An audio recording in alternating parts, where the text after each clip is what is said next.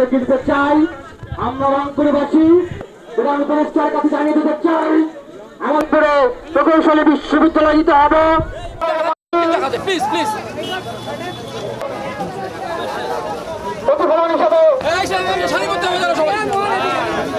মূল লক্ষ্য হচ্ছে যে আমাদেরকে রংপুরের উন্নয়নের দিকে এগিয়ে নেওয়া। রংপুর যে অবহেলিত তা আমরা বারবার বুঝতে পারতেছি। এই রংপুরকে অবহেলিত কেন আমরা প্রত্যেকটা ক্ষেত্রে দেখতেছি যে রংপুরে এক বা একাধিক অনেক বাজেট আসে, অন্যান্য জায়গায় যেমন আমাদের রাজশাহী সিটি কর্পোরেশনের বাজেট আসে মনে করেন 10,000 কোটি টাকা, আর রংপুরের বাজেট আসে 1 লক্ষ টাকা। এটা এক ধরনের বৈষম্য। এই ধরনের আমরা চাচ্ছি যে আমাদের রংপুর কেন পিছিয়ে থাকে, প্রত্যেকটা ক্ষেত্রে রংপুর এক বা একাধিকভাবে পিছিয়ে থাকতেছে। এই পিছিয়ে থাকার জন্য আমাদের কিন্তু মূলত 18টি দফা দেওয়া হয়েছে।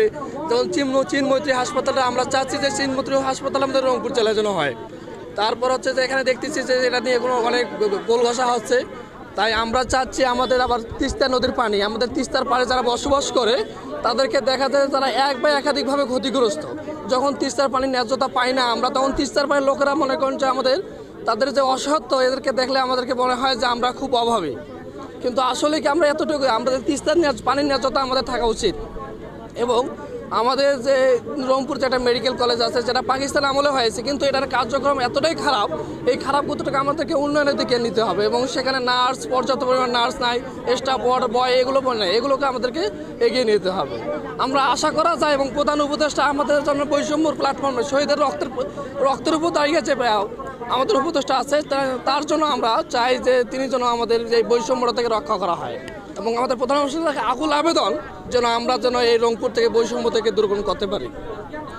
বাংলাদেশের প্রতিটা বরাদ্দ বাংলাদেশের প্রতিটা জেলায় জেলায় সঠিক জায়গায় থাকে, শুধু রংপুরের বেলায় আসলে কেন এই বরাদ্দটা নিয়ে খুব তালবাহানা হয় এটা আমরা জানতে চাই জাতির কাছে।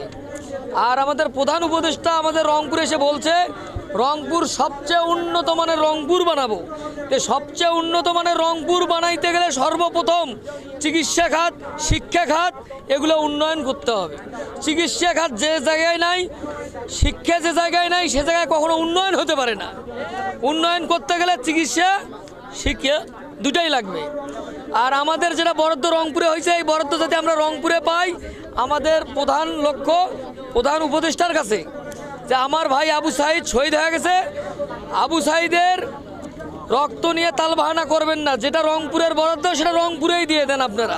জুলাই গণঅভ্যুত্থান সংগঠিত হওয়ার পর আমরা রংপুরে তেমন দৃশ্যমান কোনো উন্নয়ন এখন পর্যন্ত দেখতে পাইনি। কিন্তু রংপুরে কিন্তু মানে জুলাই গণঅভ্যুত্থানের মূল ভূমিকায় ছিল, জুলাই গণঅভ্যুত্থানের মূল ভূমিকায় ছিল, কারণ এখানেই প্রথম শহীদ হয়েছে আবু সাইদ। আবু সাইদের রক্তের বিনিময়ে আমরা দ্বিতীয় স্বাধীনতা পেয়েছি, একটি স্বাধীন বাংলাদেশ পেয়েছি। সেই বাংলাদেশের রংপুরে যে কোনো উন্নয়নের কাজ আসলে দেখা যায় এখানে অন্য জেলায় নিয়ে যাওয়ার পায়তারা করা হয়। আমরা স্পষ্টভাবে বলে দিতে চাই, কারণ এটাই বিভাগীয় শহর। এই শহরে যদি চিনমৈত্রী হাসপাতালটি হয়, অন্যান্য বিভাগের সাথে সংযোগটা খুব ভালো হবে। কারণ আপনারা জানেন রংপুর মেডিকেল কলেজ আছে, এখানে অনেকে চিকিৎসা নিতে আসে, সেই মেডিকেল কলেজের বেহাল দশা। তা আমরা চাচ্ছিলাম গাইবান্ধা, নীলফামারী, তারপর হচ্ছে দিনাজপুর, এগুলো সকল জেলার মানুষের, যেহেতু এখানে একটা কেন্দ্রবিন্দু রংপুর, তো রংপুরে উন্নয়ন হওয়া মানে সমগ্র জেলাগুলোর উন্নয়ন হওয়া। এখানে তিস্তা মহাপরিকল্পনা বাস্তবায়ন হচ্ছে, দেখা যায় রংপুর সকল ক্ষেত্রেই মানে একটি অবহেলার শিকার সবসময়। এখানে বিশ্ববিদ্যালয় আছে একটি, এখানে কারমাইকেল কলেজ আছে, এখানে অনেক শিক্ষার্থী এবং বাইরে থেকে পড়াশোনা করতে আসে। এখানে অনেক ভারী শিল্প কারখানা নাই, এগুলো আমাদের একটা বৈষম্য। আমরা চাচ্ছিলাম রংপুরের সামগ্রিক উন্নয়ন হোক। রংপুরের উন্নয়ন হওয়া মানেই সমগ্র জেলার উন্নয়ন হওয়া। আর দেখা যাচ্ছে আমাদের যে কোনো কাজের জন্য ঢাকামুখী হতে হয়। যখন রংপুরের দৃশ্যমান উন্নয়নগুলো হবে, তখন আমাদের কর্মসংস্থানের ব্যবস্থা হবে, তখন আমরা যে কোনো কাজের জন্য বেশি দূরে যাইতে হবে না, তখন আমরা রংপুর থেকেই আমাদের দৃশ্যমান বা আমাদের সামগ্রিক কাজগুলো করতে পারবো।